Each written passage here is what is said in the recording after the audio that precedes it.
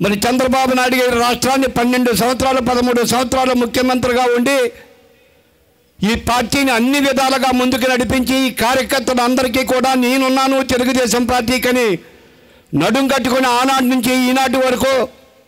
ఒక్క తప్పు కూడా చేయకుండా ఎవరి దగ్గర కూడా చేతులు కట్టి నిలబడకుండా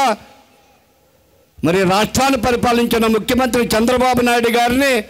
ఒక దుర్మార్గ ముఖ్యమంత్రి తప్పుడు కేసు పెట్టి 52 రోజులు 53 రోజులు Rajahmundry sub jail Rajahmundry central జైల్లో పెట్టినప్పుడు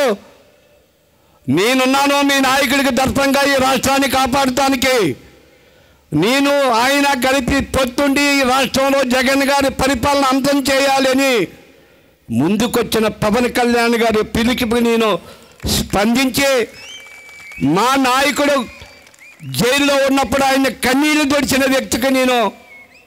బానిసయ్యానని చెప్పి సభాముఖంగా అందరికీ కూడా తెలియజేస్తా ఉన్నా.